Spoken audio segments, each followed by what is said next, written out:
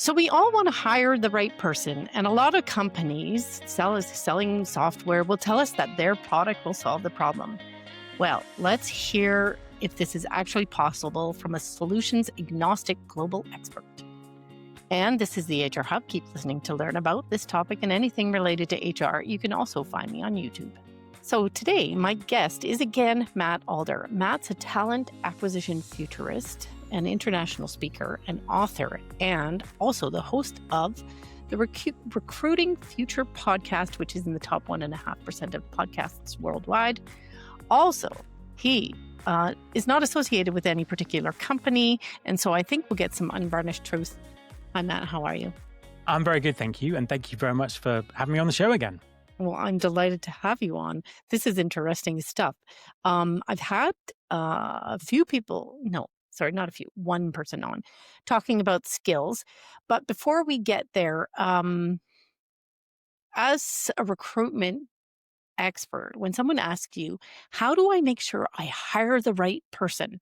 Someone who's going to be effective for a long time, maybe they'll stick around for a long time. What do you tell them?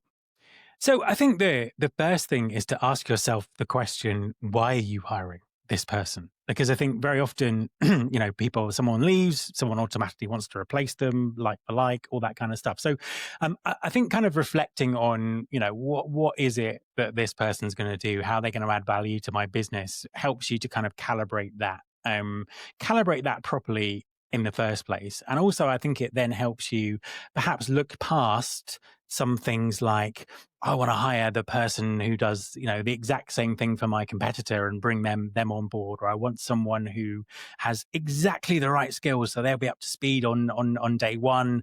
And, that's not necessarily a good thing for the long term with things that change so quickly. So I think having that perspective when you start to hire is really important, because I think, I've heard so many small businesses trying to replace, like for like. Someone's left, they're really good at their job. They go and look for someone who's got exactly the same background and skills and experience that person had, rather than taking the opportunity to reflect on, do we still need this role? Could we replace it with technology? How is it adding value to what we do? Do we need to hire two people rather than one person? Whatever that is. So I think having that kind of reflection at the start is an important first step. If you were consulting to one of these employers, how would you guide them through that process? Because, they're probably desperate. Oh my God, Judy's leaving. What are we going to do? We need another Judy.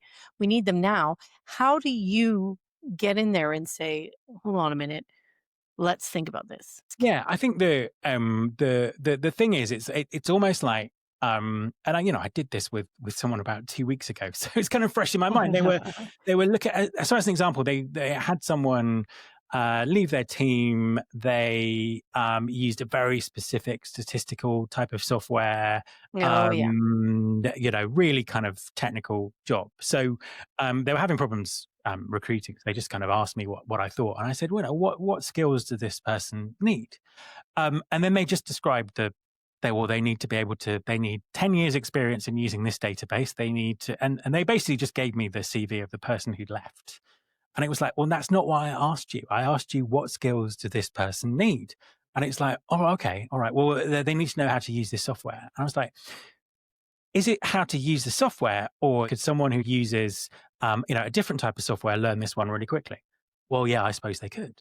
And it's just kind of breaking that down to say, what is it that you really want from this job? And what we ended up with was a very different profile of person to what they were originally looking for. And the great news for them is it made recruiting much easier, because they suddenly had a much bigger pool of people to look at, because they were limiting themselves down to a very sort of small amount of people, which would have made for a long, frustrating recruitment process. If they'd found that person, they might be desperate. They might not be a good fit. But instead, what they did is they just really kind of opened their way of thinking, and they found someone who was perfect, who needed a little bit of kind of upskilling on the software, but actually had a whole new set of skills that really kind of help their business. So I think it's just that the practicalities of it sometimes can kind of really help in a small business environment. Yeah, it's like digging in and just asking more why questions. Exactly. Yeah. I think that's the key part of that. So, something I think you talk about is the half life of skills. So, Yes. what does a half life of skills mean, and why should HR care? So it's kind of a jargonistic term that seems Uh-huh. to have sprung up. I mean, what's effectively what's happening is everything's changing basically. So Yes. work is changing, businesses are changing. We've seen over the last sort of few years this sort of big digital transformation in many businesses that was compounded and speeded up by the pandemic. We now have the AI revolution, which is really again making businesses rethink. People's relationship with work is changing. People want more flexibility, that kind of stuff, and technology is changing really, really quickly. So it means that some of the skills that people have, particularly sort of technical skills, hard skills, skills Mm, around particular bits of software, um, are going out of date really, really quickly. So yeah. if you think about it in the past, you could use a particular thing and it might you might be able to use that skill for years and years and years, but especially with AI coming along, things are just changing on a kind of a weekly basis. So a lot of the sort of the technical skills and hard skills out there change every 6 months or every 12 months. So it has a massive impact on HR, because HR needs to think about how do we deal with this? How do we make sure that we're upskilling people in our business, that we're getting the right people into our business? How can we be sure that we are having the right skills when we need them at the right time? And I think that's probably the biggest question for HR at the moment to be thinking about, because um, this pace of change is only going to get quicker. So, is it technical skills that are becoming outdated the fastest? And which skills are actually going to endure? Yeah, good. I mean, good question. I think it's sort of going to be different for every industry and every kind of business. And there's obviously a level of technical skills that are going to endure. I think sometimes we talk about skills based hiring, and we neglect to think about professional qualifications that remain relevant for a long time. Around things like engineering or medicine or all that sort of stuff. So they're kind of the foundation. There are foundation skills that obviously stay relevant, but around that, things are changing. Things are changing all the time. I mean, I couldn't really say, what's changing the Oh, quickest. yeah. What's not changing though are human beings. So our brains are basically designed to evolve over millions of years, not Yeah. over months. Right. So actually, some of the fundamentally human things that people bring to work are just sort of critically important. So problem solving, creativity, leadership, those kind of things, but also agile thinking. There's this fantastic thing called learning agility, in terms of how quickly people can learn things and change their thinking and all that sort of stuff. They're the real things that become incredibly important. And I think if you read any report about the future of jobs and AI, they're always the things that get cited that are still still enduring and durable, if you like. Formerly, we'd call them soft skills, but durable skills Hmm. seems to be a kind of a more accurate description. So, I'm going to just add in a question here that I wasn't planning on asking, but we are sort of talking about it. People are afraid that their jobs are going to get cut by AI. What are you thinking the impact that AI is going to have on jobs?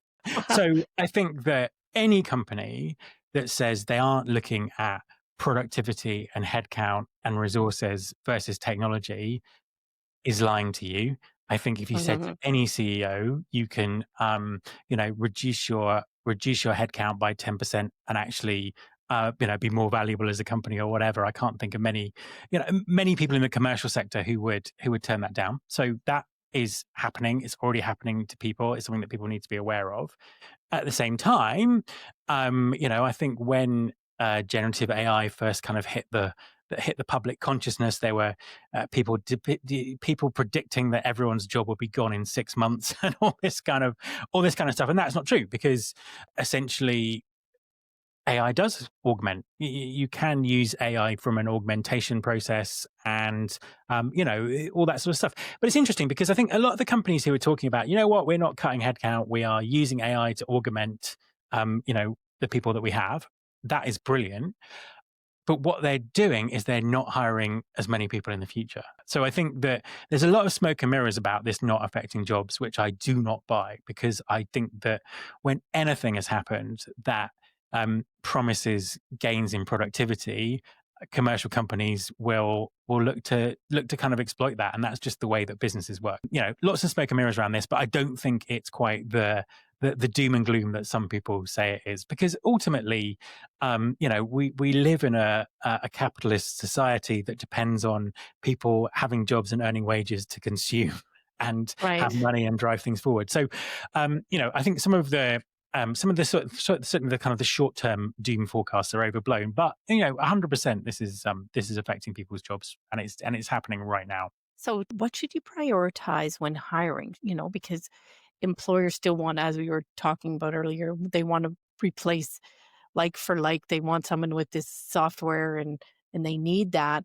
Um, should they be hiring the technical skills or should they be hiring for something that's going to last a bit longer? Are we finally at that point where you hire for what was it? Hire for attitude and train for skill. Are we there? Yeah, I hope so. I hope so. I think there's a two Really? parts to it. Yeah, well, I think there's two parts to it. So I think, firstly, if you're hiring people and you're hiring people, as permanent headcount, you really need to think about their ability to develop in the future. So, Hmm. as this technology changes, do they have the skills to learn the new technology? Do they have the motivation to do that themselves? Are they going to expect us to do that for them? Can we work together to kind of do this? So I think that, looking at someone's adaptability and skill to learn new skills is a really big thing. Um, the other part of it is thinking about, actually, if you need someone with this skill right now for something very specific, are you hiring a permanent person? Or are you, buying in or borrowing that skill on a contract basis, or whatever that might be? And I think that's another important thing to think about. And when you're hiring though, and so in the age of AI, anybody can put pretty much anything on the resume in the perfect way using AI. How do we know if someone actually has the skills versus what they just put on their resume or they can say Yeah. in an Oh, interview? absolutely. Yeah. And this is where I think we need to really think about the reinvention of recruiting, because resumes, poorly designed interviews are not going to unearth this kind of stuff. So what I'm kind of really excited about is, for decades we've had assessment science that can Yes. predict people's performance, measure their skills, measure their soft skills, proven peer-reviewed science that the companies just don't use. Hmm. And a lot of that is just because of the way that's been sold. Traditionally very expensive, very time consuming Yes. to do that. Where I think the technology is taking us is democratizing the availability of that kind of science. So I think that there are lots of really interesting assessment platforms out there, some of which are available to smaller businesses rather than just bigger businesses, and the ability to kind of put people through those type of assessments that are kind of really candidate friendly, that people like doing much earlier in the process, even at the beginning of the recruitment process, is kind of revolutionary. So we can get to the point where people are coming for an interview, we already know the skills that they have. And I've seen, I had one organization on my podcast last week who were pretty much able to predict people's performance in call center jobs based on an assessment, the first assessment they did in the recruitment process. But then they use that data to really train their recruiters to make better decisions. So really, really interesting stuff. So I think that the assessment technology out there has a lot of the answers to this. And if it's not something you've ever looked at, you've never looked at the science behind this, it's a really important time to do it, because I think there's a huge opportunity out there. Hmm. Yeah, my experience with that is that it is, you have to hire a psychologist. It's very expensive, but I need to look into some of Yeah, those. and that's all now changing, which is great. And I think the caveat that I would say is, there's an AI gold rush going on out there for software providers. So you need to check that the vendor that you're using is using the kind of the proper peer reviewed science, and not some kind of crazy AI stuff that they've just made up. Because we have science behind this, Mhm. and that's what people should be using. How do you know when your team needs upskilling versus when you need to hire new people? it is a complicated question because I think there's also, upskilling and all that kind of stuff is great. There's an aspect of it that sometimes do you need an external perspective? Do you need someone coming in who's got a different set of experiences and a different skill set to your existing team who can help them, see things differently or upskill quicker or whatever? So I think that's always a consideration. It's like, is it appropriate to bring someone in externally to give us a different perspective on this? And I think particularly because things change so quickly, we've been doing this for years. We've always done it the same way. We're trying to evolve it. You might need that new person to give you kind of fresh eyes on it. So I think that's one thing. In terms of the upskilling thing, I think this is it's something that doesn't get talked about very much. And I think that there are there's different expectations and kind of thoughts around this. It's And like, I it's, think if I can jump in, sure. we're talking, some people are talking about it on my channel, but they throw the words about without any meat behind it. Like, how do you upskill? How do you reskill? When you're trying to upskill and reskill employees who love their jobs the way they are and don't want to change, I mean, there's a whole change management process in there. And I mean, this is complicated. Absolutely, absolutely. So, I mean, a few things around this. I think to start with that change management bit, I've got an interesting interview on my podcast with the chief people officer at Zapier, which is a AI Yeah. automation company. And they're one of those companies who went through that, oh, AI, we're all AI, we need to hire people for AI and all this kind of stuff. They've kind of taken 2 years to develop that. And the biggest thing that came across from my conversation with them was giving people the psychological safety around that to experiment, to learn, to get things, wrong. And I think that's a really interesting aspect to this. Then I think it comes down to it's such a massive shift in the way that we think about learning at work. And, I'm very much of a generation that remembered, learning was your company. If you were lucky, your company would send you on a specific course to learn a specific thing. And, if you're unlucky, you didn't do that course, therefore you didn't learn that thing. And I think that, from everything we know about learning, we know that that's not really an effective way of doing things. So you hear all these kind of jargonistic things about learning and the flow of work and all that sort of stuff. And I think that the availability of so much information that people can learn from is fantastic. I think the short form content, all this sort of things, there are great ways that people can do it. But it does come down to the attitude and the ability of someone to want to learn things. Yes. Because, whatever a company does, to me, it's really down to the individual to want to do that and to kind of do that for the sake of their career, if that makes Hmm. makes any Yes. Yeah. that as an employer, you want people who just do this for themselves automatically, who aren't actually relying on you to do it, who are just doing it for the good of their Hmm. career, and you're just helping guide them and give them resource to do that or time to do that if they need it. I think that's the ideal scenario. But there are generations in the workforce where that's just not something that you do. So, I think that there's some of the kind of there's some real sort of psychological basic considerations around it. As you said, it's a very easy thing to say.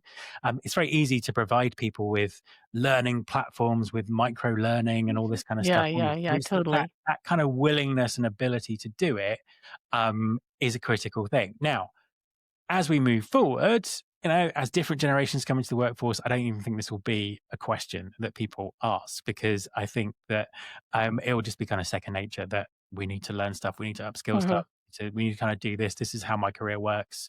I'm Yeah. kind of off to do it. But at the moment, I think there's a significant proportion of the workforce who just don't think like that because they've never had to think like that. So it's a complicated one that needs a bit more consideration than just a few phrases and a bit of jargon. So you're hiring now. How do you predict what you're going to need in a year and then hire for that now?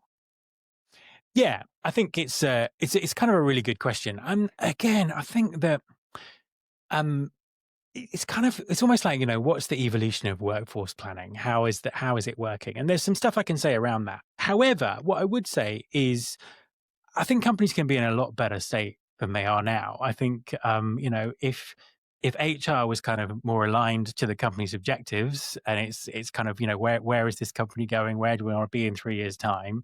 I Yeah. think that there is planning that you can do around that. It's like, well, actually, we're going to be a big AI company, so therefore, we're going to need these AI skills. What's the pathway to do this? What do we know? What do we know? What do we don't know? What can we do? What can we do now? But also, what can we do now to help us respond quickly? When we do know what skills we need. So it's developing that kind of agility, but also the real intelligence gathering. And actually, one of the interesting things about recruiting and talent acquisition, particularly with recruiters, they're talking to your competition all the time, and they've actually got probably a good perspective on, how skills in the markets are shifting. What are people doing? Mm, So I think there's a source of intelligence there, from either recruiters in your business or external recruiters you might be using in terms of how markets are developing, because these people are talking mm. to people all day, every day, Yeah, and doing that. So I think that's an important thing. But I think it's just that partly having an eye on the long term and thinking about what are the scenarios, what can we actually, we know that this is probably going to happen, we should do something about this right now, but also having that flexibility to say, okay, right, we could be, we can't sit down and make a 12-month hiring plan now. We're going to have to review it every quarter because things are moving, and having the flexibility and the processes to do that is kind of important. And that has really big implications for HR around things like, annual performance reviews and annual appraisals and annual workforce planning. Everything becomes shorter term, quicker, and more agile, more flexible. And that's a big mindset shift for HR. it is a big Um, mind. It's a and big it, mind shift in a yeah.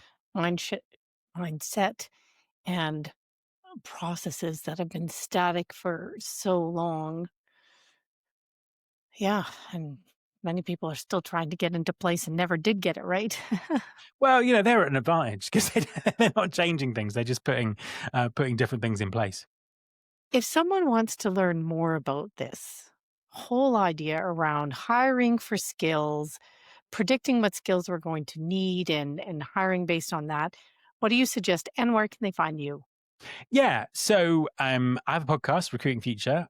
We talk about skills all the time. So on a monthly basis, there'll always be 2 or 3 interviews about skills from people who are actually doing this in practice. I think Yes, the thing about the whole skills thing is there's a conference and industry narrative about what's going on, and then there's what's actually going on, which is quite a long way behind that. So I think learning about the practicalities of what people are doing is important. I've also written a book called Digital Talent that has a lot about flexible skills thinking in it. mhm, Other than that, I mean, skills is a massive debate in the industry. So there's a huge amount of webinars and conferences and information about it out there. Um, Governments are writing research papers on skills. yeah. There are so many. The World Economic Forum's got a review. It does a report every year on skills for the next 3 or 4 years, 5 years, all that kind of stuff. So there's a huge amount of stuff out there, but you need to go out and find it and dig into it and kind of be really open minded because this stuff is changing. This stuff is changing quickly, and it has some real fundamental implications for HR. Well, thanks, Matt. That was certainly thought provoking. I am thinking about skills and how it is still a bit nebulous. And so that challenges me to maybe find some more people to talk about skills on the channel. However, we have reached the end of this episode. Thanks for listening out there. We'll catch you next time when I talk with another amazing guest.